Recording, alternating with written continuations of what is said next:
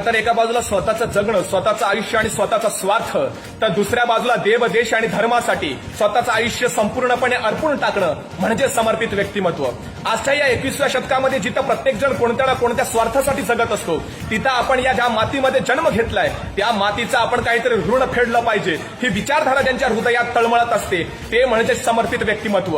पण या 21व्या शतकामध्ये समर्पित व्यक्तिमत्व मिळतील तरी काय, अशी एक शंका माझ्या मनामध्ये निर्माण झाली होती. आणि मग माझ्या निदर्शनास आढळलं श्री शिवप्रतिष्ठान हिंदुस्थान संस्थापक गुरुवर्य श्री संभाजीराव भिडे गुरुजी.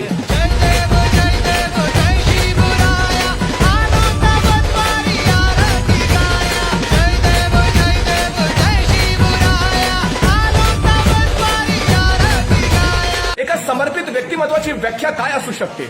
दिला एकदा शब्द न पालटावा, पुढे टाकला पाय मागे न घ्यावा, धरे जो स्वयंभू शिवाजी पथाला, मराठा म्हणावे अशा वागराला. आणि ही व्याख्या ज्यांच्यावरती तंतोतंत लागू होते ते म्हणजे गुरुवर्य श्री संभाजीराव भिडे गुरुजी. एक गोष्ट नेहमी लक्षात ठेवा की कबुतराला गरुडाचे पंख लावता येतील, पण गगनभराणीचं वेळ रक्तात असावं लागतं. अगदी त्याच प्रकारे शिवशंभू छत्रपतींनी या महाराष्ट्राच्या मातीमध्ये भला मोठा पराक्रम गाजवून ठेवला. अरे काबूल पासून ते कलकत्तापर्यंत पसरलेल्या औरंगजेबाच्या साम्राज्याला असं असं नेस्तनाबूत करून टाकलं. पण त्याच महाराष्ट्रामधल्या मावळ्यांनी त्यांचा पराक्रम विसरून जावा याच्यापेक्षा मोठं संकट आणि दुर्दैव कोणतंच नाहीये. आणि खंत आहे मनामध्ये की का पुन्हा एकदा घडू नये बाजी यसाजी कोंडाजी, का पुन्हा एकदा हर हर महादेवाच्या गर्जना होऊ नये या महाराष्ट्राच्या मातीमध्ये. आणि म्हणूनच एका ऋषितुल्य व्यक्तिमत्वाने स्वतःला या महाराष्ट्राच्या मातीमध्ये गाडून घेतला आणि 36 वर्षापासून एक प्रण घेतला, ते म्हणजे गुरुवर्य श्री संभाजीराव भिडे गुरुजी. अगदी मुठभर मावळे हाताशी आले, त्यांना एक एक केला. सर्वांच्या मनामध्ये शिवबानं सांगावा धाडलाय र, देशासाठी जगायचं र, हा बीज मंत्र फिरला आणि सगळ्यांना शिवशंभू छत्रपतींचा रक्तगट तयार करायला सुरुवात केली. एक एक एक एक एक एक मावळा तयार झाला आणि लाखो धारकरी फक्त एका ध्वजाखाली आले, जातपात सर्व काही विसरून फक्त हिंदू म्हणून एकत्र आले. हे समर्पित व्यक्तिमत्वाचं लक्षण आणि ते म्हणजे गुरुवर्य श्री संभाजीराव भिडे गुरुजी. मित्र, एक गोष्ट नेहमी लक्षात ठेवा, प्रत्येक संस्थेचा काही ना काही उद्देश असतो.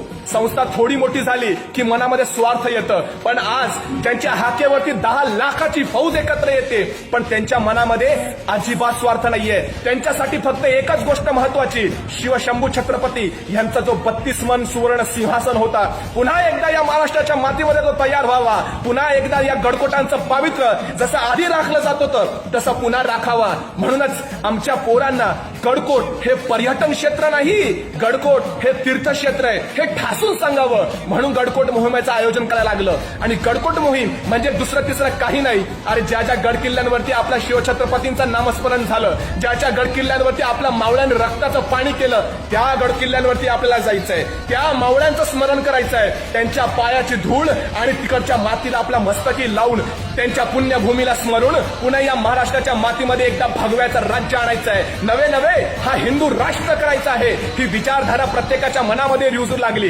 एक गोष्ट नेहमी लक्षात ठेवा, गुरुवर्यांनी प्रत्येकाला एकच वसा दिला की शिवरायांना आठवा, शिवरायांशी आठवावे, शिवरायांशी आठवावे, जीवत तृणवत मानावे, इहलोकी परलोकी उरावे, कीर्ती रूपे निश्चयाचा महामेरू, बहुत जनांशी आधारू, अखंड स्थितीचा निर्धारू, श्रीमंत योगी. ही विचारधारा प्रत्येकाच्या मनामध्ये रुजवली गेली. लाखो तरुण निर्व्यसनी करायचं काम सुरू झालं. प्रत्येकाच्या मनामध्ये प्रेरणा मंत्र तोडला गेला. धर्मासाठी झुंजावे, झुंजोनी अवघ्यासी मारावे, मारिता मारिता घ्यावे, राज्य आपले, देशद्रोही तितके कुत्ते, मारोळी घालावे परते, देवदास पावती फत्ते, यदर्थी संशयो नाही, देव मस्तकी धरावा, अवघा हल्लक लोळ करावा, मुलुक बडवावा की बुडवावा, धर्म संस्थापनेसाठी हे प्रत्येकाच्या मनामध्ये तयार करू लागले. आणि पाहता पाहता या समर्पित व्यक्तिमत्वानं आज 36 वर्षापासून स्वतःला या मातीमध्ये गाडून घेतलं आणि लाखो तरुण मायभूमीच्या रक्षणासाठी सीमेवरती पाठवले. लाखो तरुण